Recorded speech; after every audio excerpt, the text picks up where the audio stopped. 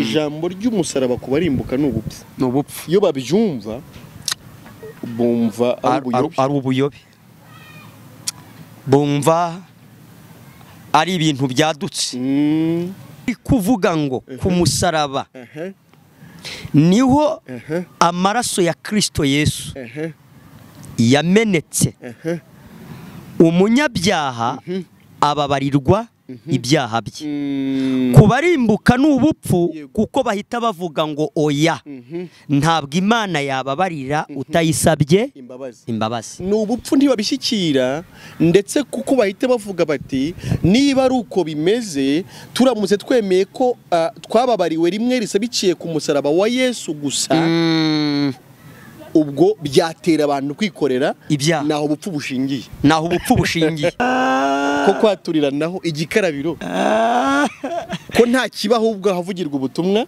bwiza ako karago ko katahaba nicyo gikarabiro ko ntacyo naho tugisanga naho cyanditse ahubwo icyo kiragwaho kiba ngo ni naho Satana bari yibutsa ngo abantu gukiranirwa. Urakoze cyane. None se njya nkunda kubigarukaho nubwo reka mbivuge. Yego.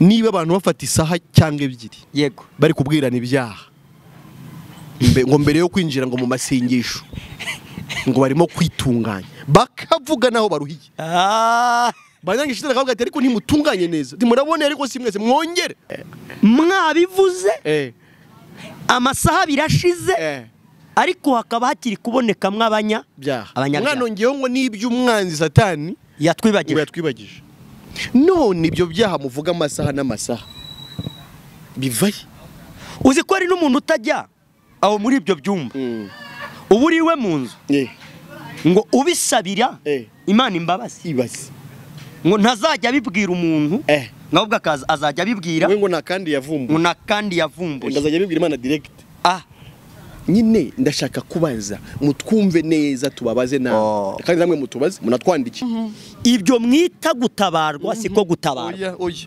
ahubwo gutabarwa nukumenya amakuru y'ibyabereye ku musaraba ko ku musaraba ariho Imana yahereye abantu ubutungane kuko muri Kristo abakorinto ba 2:18 yego arimo Imana yiyungiye n'abari mwiza umurongo wa 19 yego ndiyaba ikibabaraho ibicumuro byabo ngaho twatabariwe arega twatabawe n'umutabazi arega twatabawe na Yesu nukuri niwe wadutabaye twari dupfuye tuzize ibyaha ubuntu bukatuzuba ikaduhindura n'abazima nawe ikatuzamura ikatwicaranya nawe mu ijuru iburyo bwayo turi muri Kristo Yesu amen ngaho twatabariwe amen.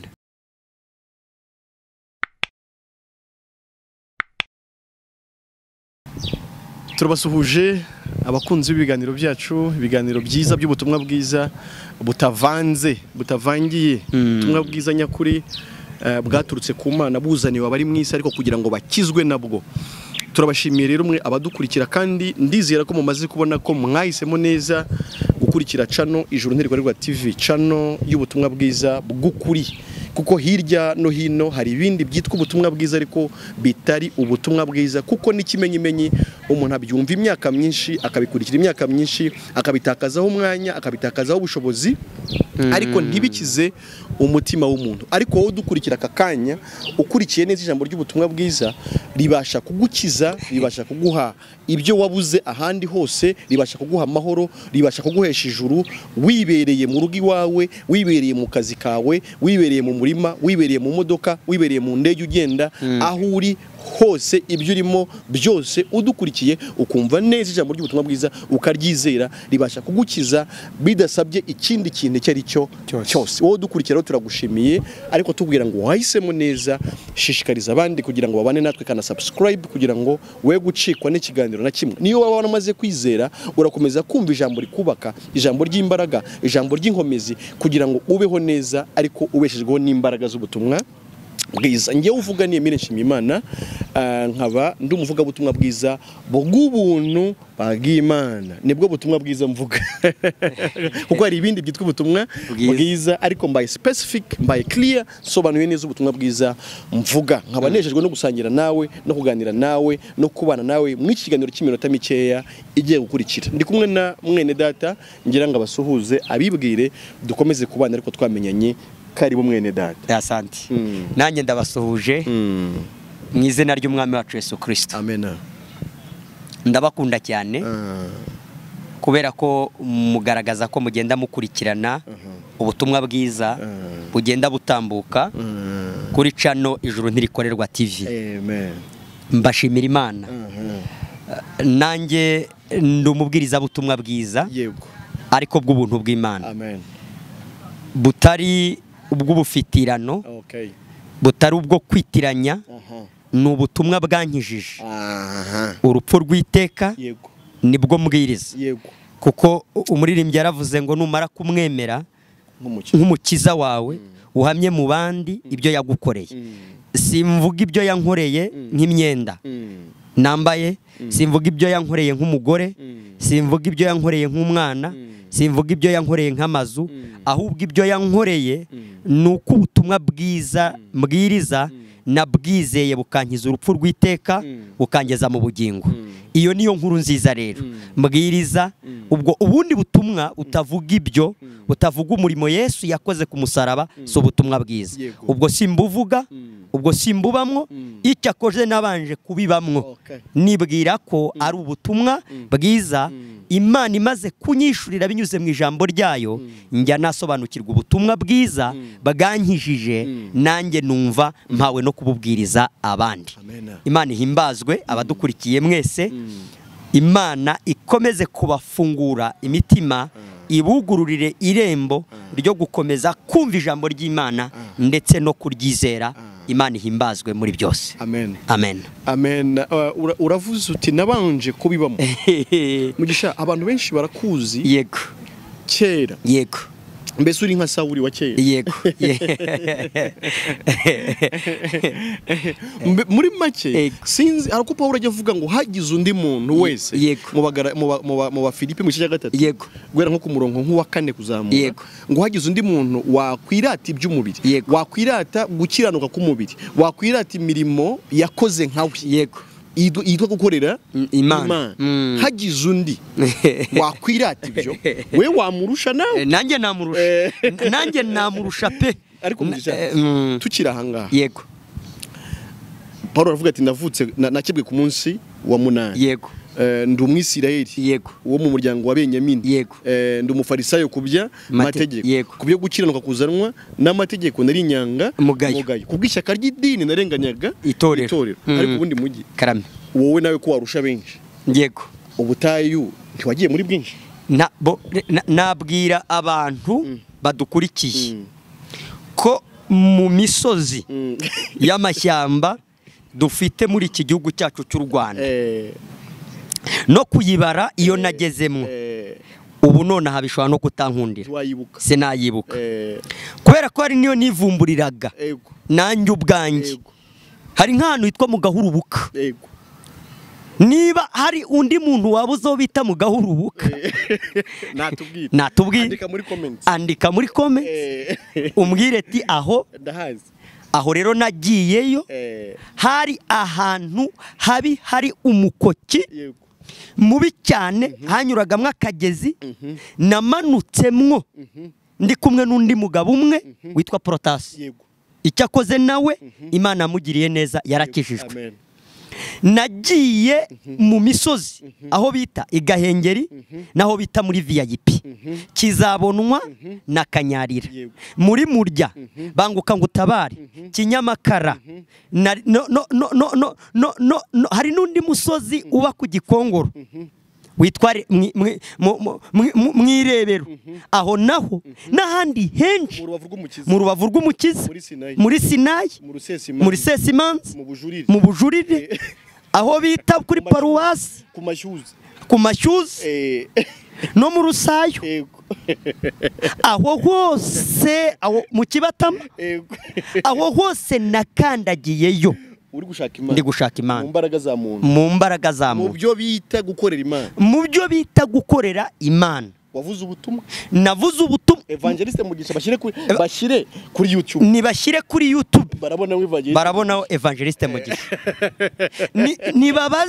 nibabaze muri ADPR, nibatumvamwo Mugisha bavuge ko mbere no mu yandi madini hose naratumirwaga, mu byumba no mu bindi nakereyaga byanjye.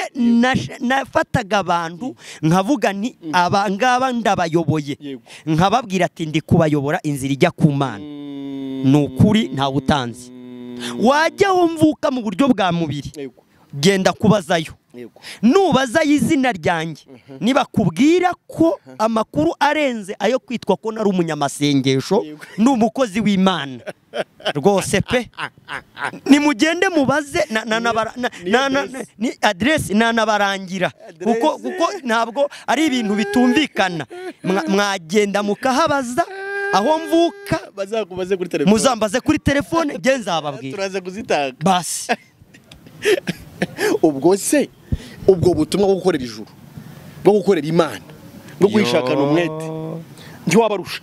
Nabarusha benshi, ariko se warayibonye mw'ibyo? Nayo nabonye. Ubwo se ntiwakurira abantu inzira ku murima? Ntayo nabonye, nabakurira inzira ku murima.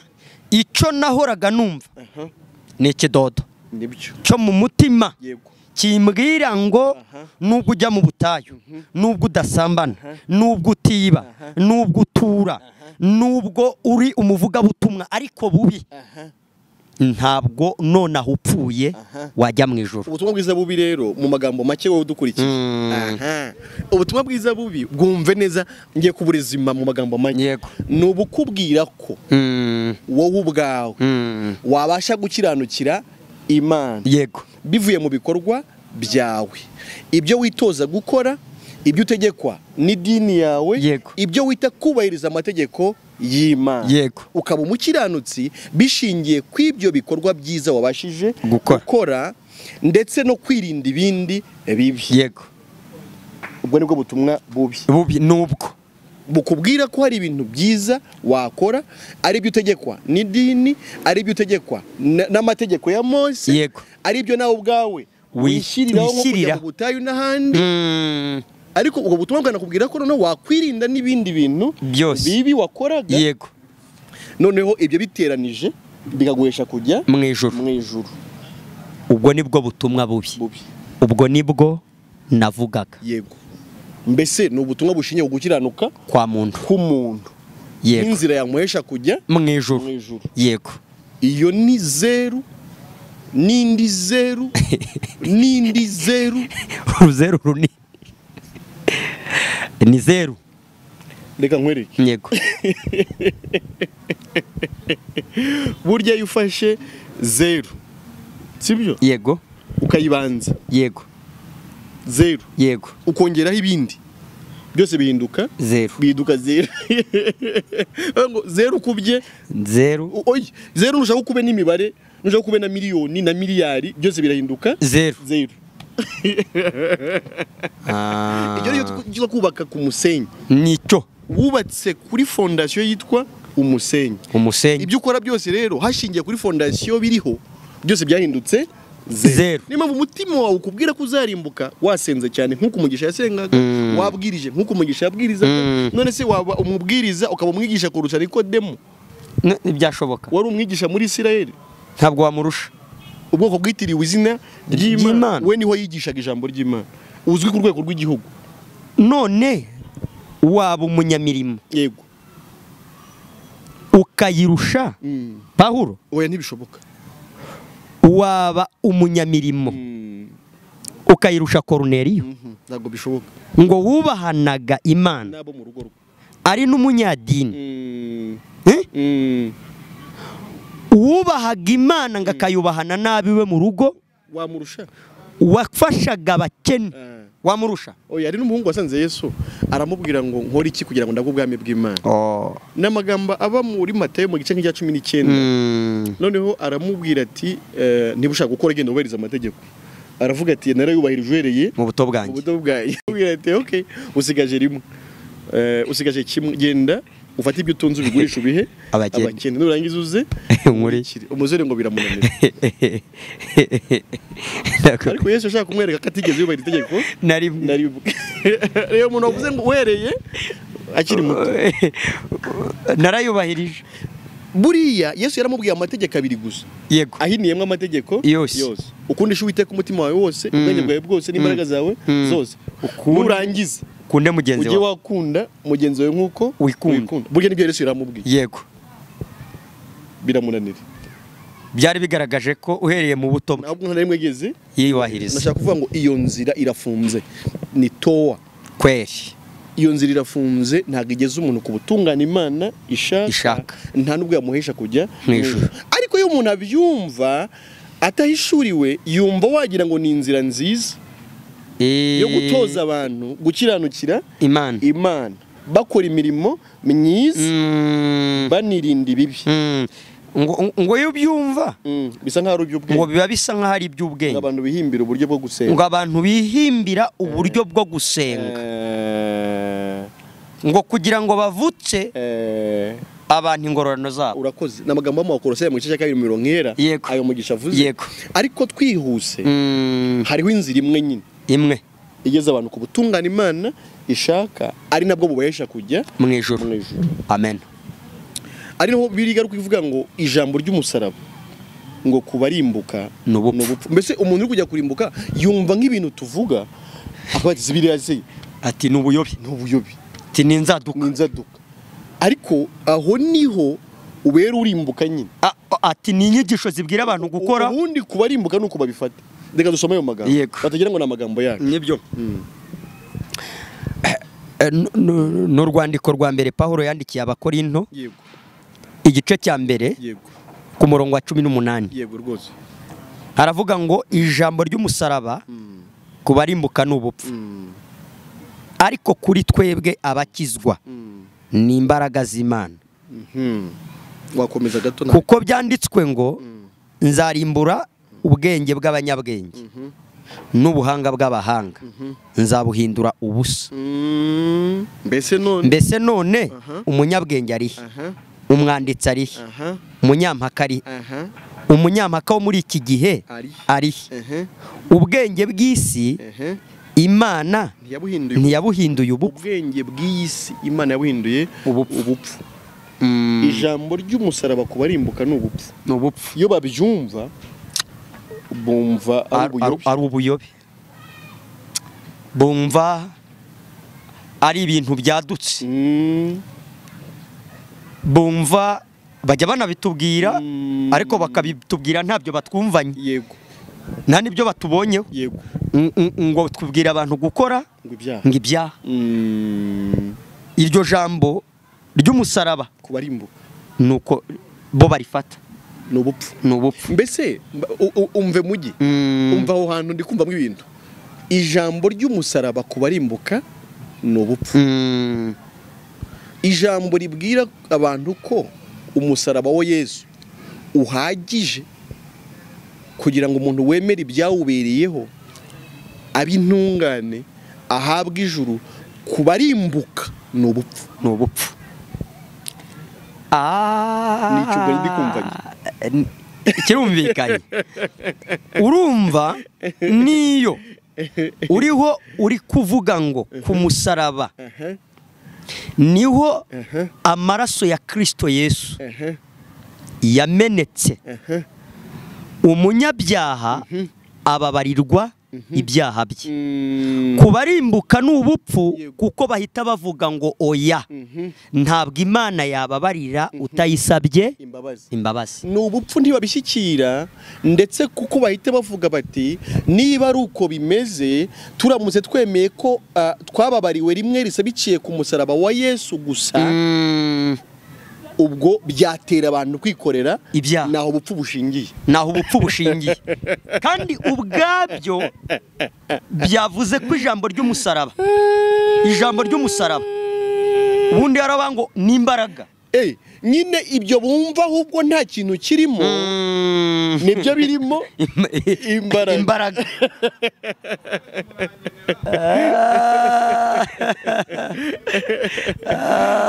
Mugi, reka nongereho iki muvandimwe wawe, reka nongereho ko niba ibindi abantu bizera byakabahindukiye imbaraga, koko umuntu yageze igihe akumva ko yabaye umukiranutsi imbere y'Imana. Niba imbaraga zitarimo kwizera umusaraba wa Yesu gusa, zikaba ahubwo ziri mu bindi bintu umuntu yabasha gukora byo mu mbaraga ze, igihe cyakabaye kigera akaba hashingiye no ku gihe umaze mw'ibyo bintu, ukaba wahagarara ku maguru yawe abiri ugahamya ko wabaye umukiranutsi. Ariko niba umuntu wenyine wahamya ko ari intungane, niba umuntu wenyine wahamya ko ari uwe, niba umuntu wenyine wahamya ko ari umukiranutsi, ari uwizeye ko amaraso ya Yesu yamenetse rimwe ku musaraba akababarirwa ibyaha bye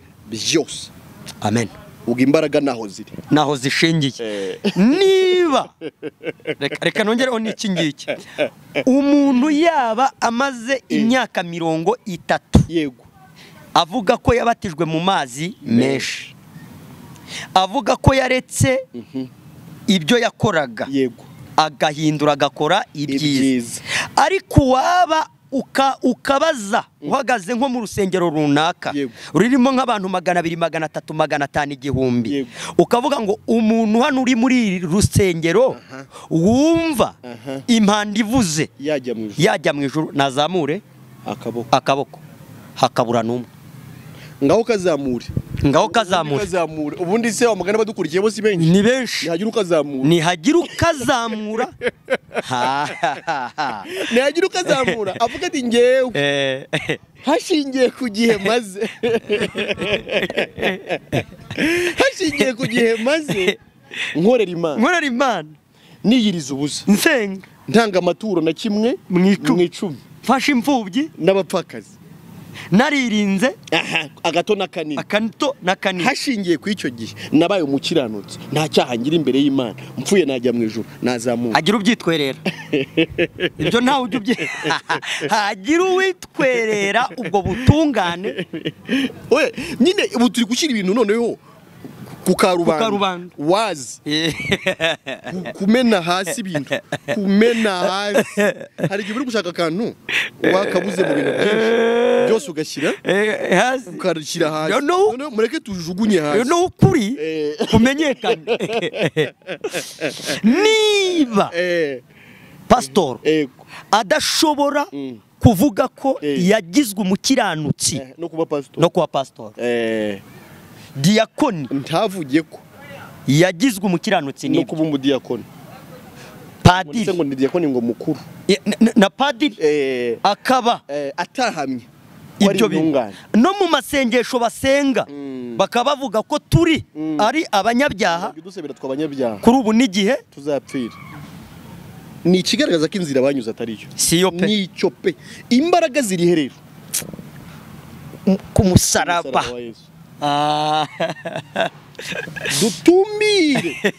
Gutumira ntabwo ari aya maso, oya, ahubwo ni ukumva neza, wakuyemo kwishuka, nibyo, ukumva neza umurimo wakorewe ku musaraba ari wowe ukorerwa, nibyo. Ngizi imbaraga, muri bivuga ngo niwe ufite imbaraga zihagije rwose ngo zo gukiza ababembe, imitima zigakiza n'ububembe, imbere n'inyuma. Niwe wenyine ukiza imbere agakiza n'inyuma. Ngo ijambo ry'umusaraba kubarimbuka n'ubupfu. Ndatinya, Paul yavuze ngo ndatinya ko nk'uko yanzoka yoheje Eva, nange ndatinya ko waba uri mu barimbuka, niba ukivuga ngo ubutumwa bwiza bw'ubuntu bw'Imana ngo ni ubuyobe. Ndatinya ko waba uri mu barimbuka niba ukibwita inzaduka wowe uduteze amatwi ndatinya ko waba uri mu barimbuka niba uri gupfobya umusaraba wowe uvuga ko ubutumwa bwiza bwatera abantu gukora ndatinya ko waba uri mu barimbuka ese ko bwatera abantu gukora ibyaha wowe kubikora utabwemera ubikurahe ninde wabikwigishije ubisoma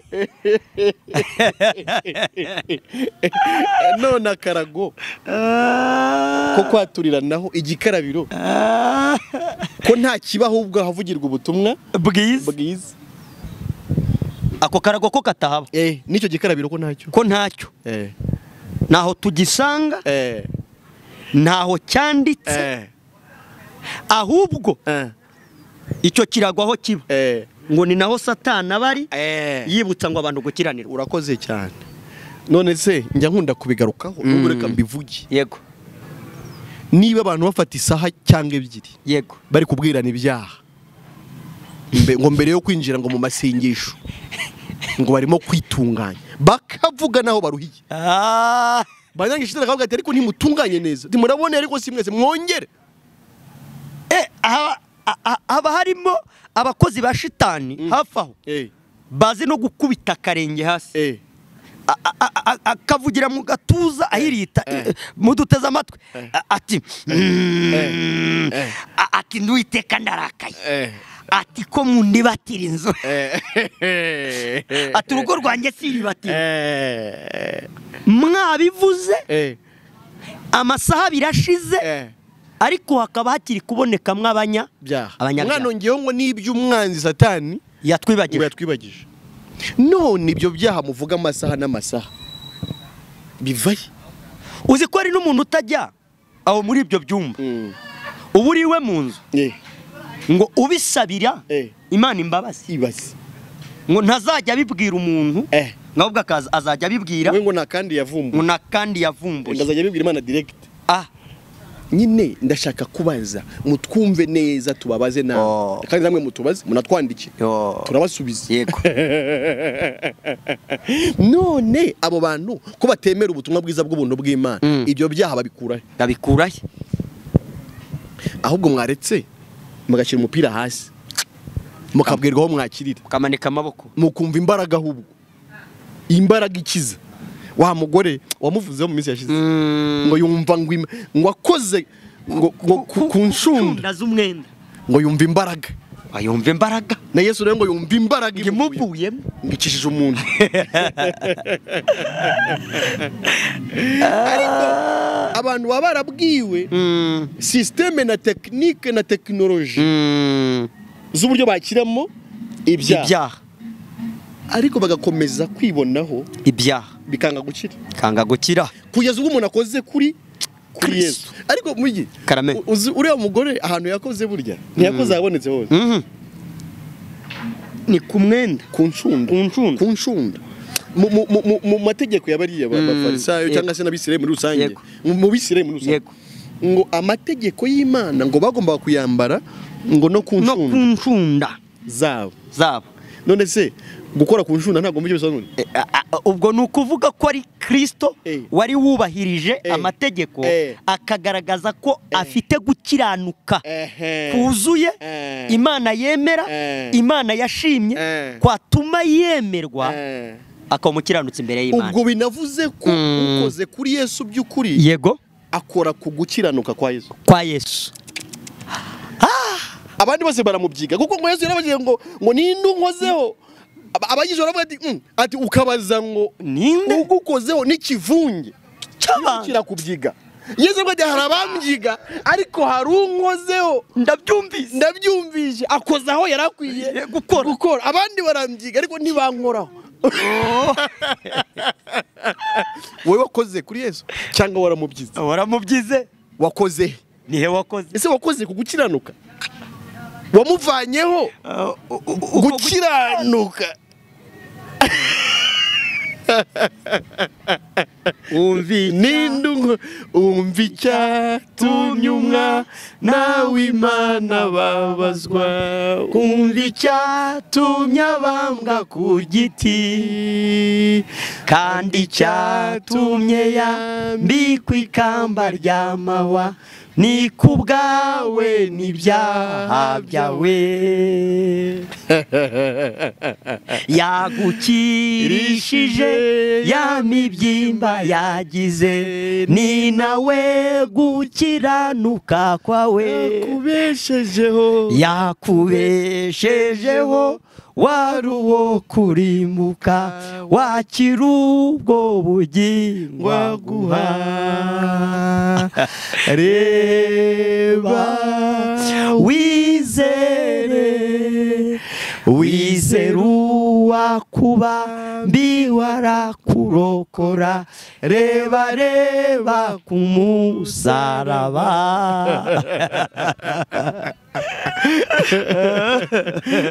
ngo ni nawe gukiranuka wakoze nyine. tuve mu kigare cyo kuvuga ngo nanjye nize umudemoni, tuzajya tumwirukana igihe cyose. umudemoni wo kuvuga ngo nize Yesu umwami n'umukiza, feke teori, amagambo amanzwe nuwambwiye ngo reka ngo nizeye nanjye Yesu ngo mugisha, ngo nizeye Yesu ngo nk'umwami n'umukiza. Mubajije uko yamwizeye, nabaza none se uri intungane ku bwa Yesu? ngo hari intungane se yabi mwisi? Wamwizeye wakoze he? warabyize. Abantu benshi barimo baramubyiga kandi bamubyigisha iki? Amasengesho. Bamubyigisha iki? Amaturo. Yego. Bamubyigisha iki? Icyacumi. Yego. Bamubyigisha iki? Amaturo y'insengero. Yego. Bamubyigisha iki? Ubushumba. Yego. Bamubyigisha iki? Ubupotere. Yego. Bamubyigisha iki? Ubuhanuzi. Uburirimbyi. Bamubyigisha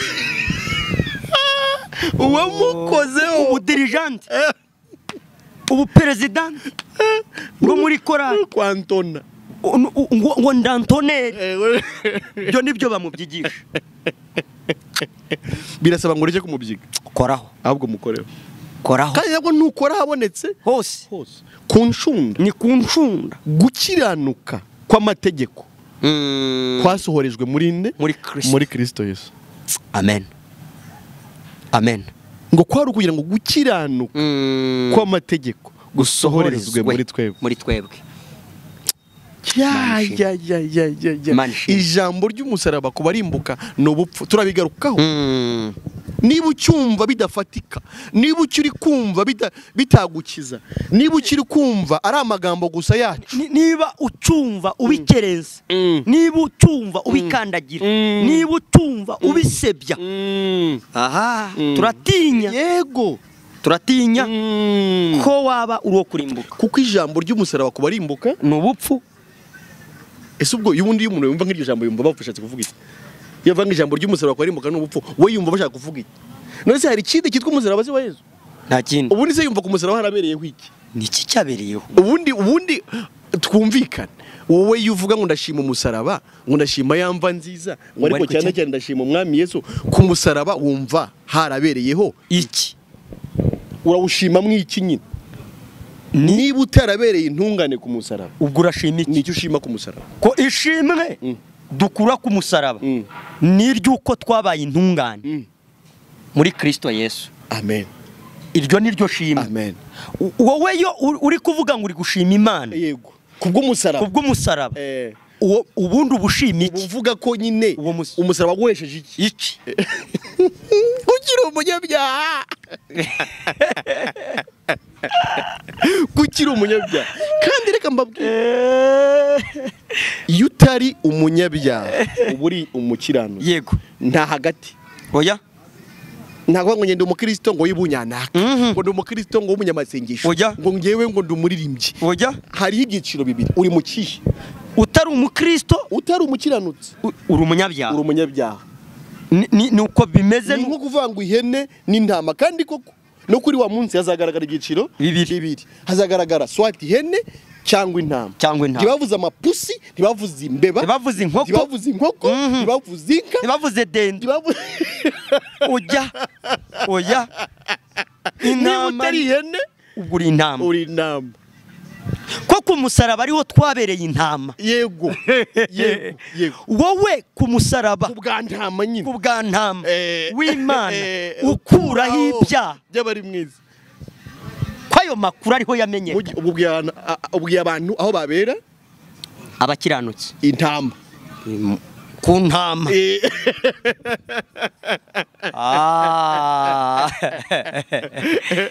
Sibyo? Hari abantu bajya babyibazaho. Hari amagambo ari muri Mateyo 25. Ngo kuri uwo munsi uburyo ngo intama zizashyirwa iburyo, ihene zigashyirwa ibumoso. Noneho rero habamo akantu kaze kajijisha abaswa kuko bavuze hano ngo nzarimbura ubwenge bw'abanyabwenge ngo n'ubuhanga bw'abahanga nzabuhindura ubuswa. Hari igihe handi Yesu avugamo ngo nari nshonje murangaburira, ngo nambaye ubusa ngo muranyambika, ngo nari ndi muri gereza.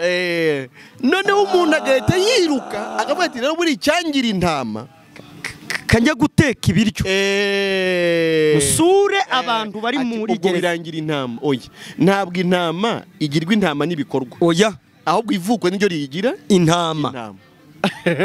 Ubwo nukuvuga ngo ntabwo ihene yahindurwa intama nuko yajyambitse umuntu umwambaro, ahubwo turiho turambika. Urakoze cyane. Abambaye ubusa turagaburira abashonje. Nibyo. Turafungurira abari mu nzu z'imbohe, abo shitana twaza igitugu.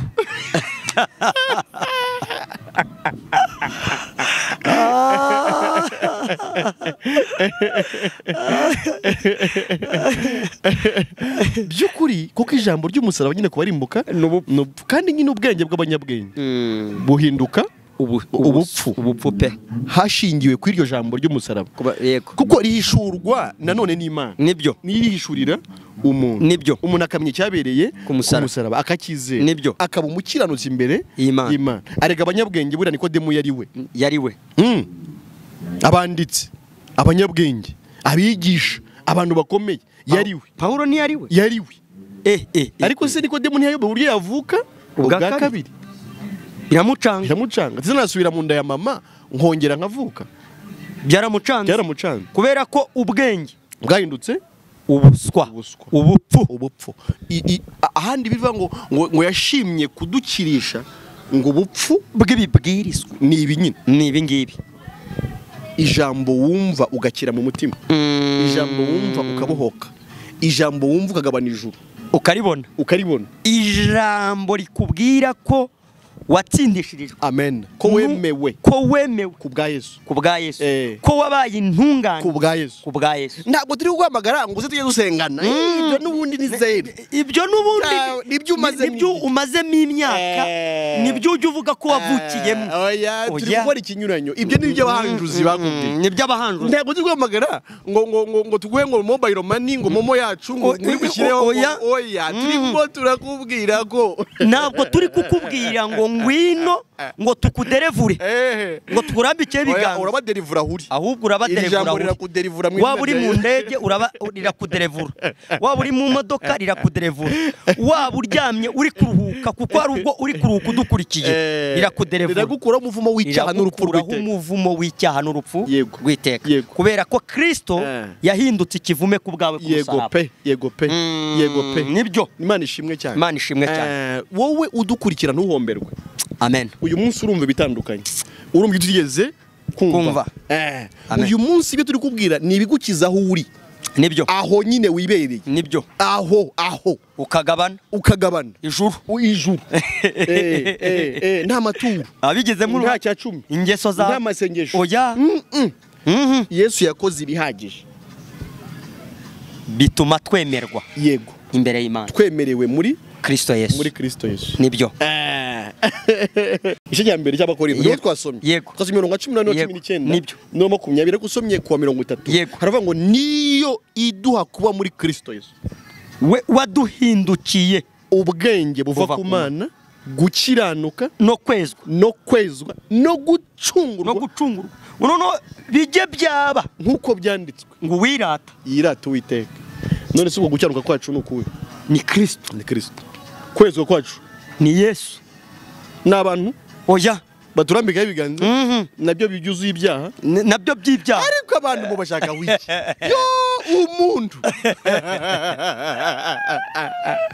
mwiyambara ikibazo mwarafashe ibyaha byanyu mukabyongeraho ibyo wabashyizeho ngo abo bantu babarambikaho ibiganza nabo ni abanyabyaha ijambo ry'Imana ryarabivuze ko ntawe ukiranuka n'umwe ntawe ukora ibyiza n'umwe ntawe ushaka Imana ntawe umenya bose barayobye bose bahindutse ibigwari ubwo bivuze ngo na pasiteri ukubeshya afite ikibazo none se Yeremiya none se birivuga ngo uwiringira umwana w'umuntu avumwe none se iyo bavuga gutyo wumva iki kuki mwiringiye abantu kuki babatuburira Yesu arahagije kandi Yesu ntago ari uw'idini runaka oya ni wowe yapfiriye ni wowe yaje ashaka ni wowe yaje gukiza kuki bagushuka ngo nguko uko yaje ashaka rwose ngo ni umunyambabazi nyinshi ntangazwa cyane n'imbabazi wumva ikintu cyatuma umuntu atangara dore ngiki gitangaza ugaseka ukishima ukagubwa neza ngo kuva ubwo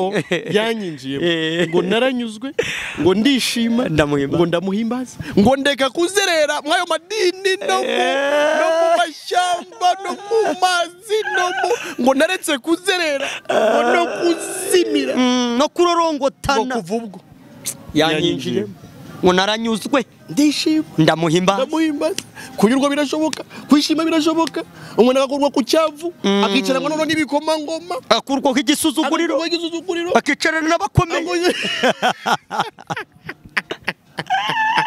Imana ikabiramwibutsa akaba arazamuwe akaba yicaranye na Kristo muri Kristo mu ijuru ng'iburyo bw'Imana amena ngaho wakwicara ukaba uricaye uziko yakubwira ngo uzizanye n'abakomeye bari kubwira ngo nawe ugiye kubona amafaranga nicyo bagiye bagutumira nawe bagiye kukubwira baguhamagare mu myanya y'icyubahiro nicyo bakubwira iyo zeru kubeshya zeru kwicarana n'abakomeye ni ukwicarana n'Imana ubundi se si ikomeye niyikomeye umuntu upfa se akomeye mw'ibiki niri hejuru ya byose niyo ivuga ibintu bikaba yategeka bikanakora ni nayo iriho ariko izanahoraho kuko umuntu akomera by'akanya gato umuntu uzakomeye mw'iki ntacyo akomeye mw'iki umuntu urwara umuntu usonza umuntu upfa umuntu usinzira ntamenye iyo yarari wowe nawe uraza gukomera gutyo kwicarana n'abakomeye ni ukwicarana n'Imana ukazamurwa amen muri Kristo amen kuko ngo niwe waduhindukiye ubwenge buva ku Mana amen muri Kristo amen ubwo udafite Kristo utaragizwe intungane nawe ubwenge nyine ntabwo aragira ntabwo niyo mpamvu ngo bwahindutse ubupfu ibindi byose wakushingikirizaho ibitekerezo byawe amashuri wakwiga ya teoloji ushaka mw'Imana oya ntiyigwa hari n'ukuntu ngo muri kiriya gice Pawulo ari kubivuga ngo haraho yageze ngo ku bayuda ngo bashaka ngo ibitangaza ni igitangaza kiwakora kugira ngo twemere ko ibintu uri kuvuga byavuye ku Mana abagira iki nabo ngo bagashaka ubwenge kugira ngo uvuge ibi twereke ishuri teoloji wize hari n'ababa babeshya ngo mfite ngo diplome ngo doctora ngo muri ibyo ngibyo nabwo byahindutse ubupfu icyo kintu uvuga nicyo ariya ngo abayuda barashaka ubwenge yego abagira iki barashaka ubwenge abayuda barashaka ibitangaza ariko kuri twebwe Kristo niwe mbaraga zayo uzi ko hari n'ukuntu hashingiye ku ijambo ry'umusaraba kuba ari mu kari ubupfu ubwira umuntu icyo yabaye cyo ku musaraba kumubwira ko ku musaraba ariho yababaririwe ibyaha byiwe byose akubwira ngo ibyo bintu kugira ngo mbyemere wakora igitangaza kiruta kandi bari kubwira igitangaza ko ku musaraba wababariwe ibyaha byawe Niki oya none se ukurikije igihe umaze ushaka kuba umucyanutse byaranze igitangaza kiruta kuba umunyabyaha Imana yaramuhinduye umukiranutsi cyaba ikihe ese ubundi ibindi bitangaza kuvuga ngo umuntu yararwaye arakira ese akira ubutazapfa arongera agapfa gusa icyo ni igitangaza kuvuga ngo umuntu wamwirukanyemo amadayimoni aruta ayo turi kwirukana mu bantu ubwo nayahe uzi umuntu wizeye ubutumwa bwiza akaba umukiranutsi aba yirukanwemo abadayimoni ntazi umubare wabo. ni ukuri mbese shitani abakuwe mu birindiro yaramazemo igihe cyane. umuntu Imana akabohoka imbaraga z'abadayimoni zikamurekura noneho akaba umuntu w'Imana akaba amahoro akagubwa neza. Yesu ubundi rega mubaze ubundi se ahantu Yesu abadayimoni barahagera oya narize riba umuntu wizeye Yesu agatura muri aravuga ati duhuriye none barahunga none nyine niba umuntu wizeye Yesu ubundi abo badayimoni baturugaye Yesu noneho akaza agatura muri uwo muntu. Pawulo akavuga ngo sinjye ubu ukiriho ahubwo ni Kristo ubu ari muri njye. Ntiwumve ibintu abantu bitiranije ntiwumve ibintu abantu bayobegemo. Ni gute umuntu ufite Kristo ubeshya uri kubeshya ko ngo ufite abadayimoni kandi ufite Kristo abadayimoni baramuhunga. None intungane niba uwo muntu atari wowe ukiriho ari Kristo uri muri we ni Kristo ugendera mu mubiri wawe. Amen. Abadayimoni bazaturukahe naho kuki abantu batumva ahantu hari ipfundo ry'ibintu byose. Hari ukuntu umuntu wahanuwe yaririmbye ngo aho niho ruzingiye. Aho niho ruzingiye mu rukundo rubayibamba mu rukundo rwa Kristo. Aho niho byose aho niho bizirikiye. Turashaka ngo tuziture noneho imigisha yawe imaze igihe iboshye tuziture imigisha yawe tukugeze kuri Kristo ube icyaremwe gihe byose bihinduke ibya kera bibe bishize. guhindurirwa amateka nuko nguko guhindurirwa amateka ureke ibindi nguko guhindurirwa ubuzima nguko gukurwa ku cyavu nguko gukira igisuzuguriro nguko kukwirukanamo abadayimoni nguko gutunga kuva mu bukene nguko gutunganira nguko gukenurwa gutabarwa dore nguko gutabarwa abantu bareke kurira gutabarwa kurabone dore nguko gutabarwa kwarabonetse. Yesu yaje guhoza abarira bose ntabwo gutabarwa ari uko ubonye inzu mu mujyi wa Kigali. Oya ntabwo gutabarwa ari perime ubonye ntabwo gutabarwa ari umugabo ubonye si ubukwe. Ibyo mwita gutabarwa siko gutabarwa ahubwo gutabarwa ni ukumenya amakuru y'ibyabereye ku musaraba ko ku musaraba ariho Imana yahereye abantu ubutungane kuko muri Kristo abakorinto ba 2:18 yego arimo Imana yiyungiye n'abari mwisi umurongo wa 19 yego ntiyaba ikibabaraho ibicumuro byabo ngaho twatabariwe. Arega twatabawe n'umutabazi arega twatabawe na Yesu nukuri niwe wadutabaye. Twari dupfuye tuzize ibyaha ubuntu bukatuzura ikaduhindura abazima nawe ikatuzamura ikatwicaranya nawe mu ijuru iburyo bwayo turi muri Kristo Yesu. Amen. Ngaho twatabariwe. Amen.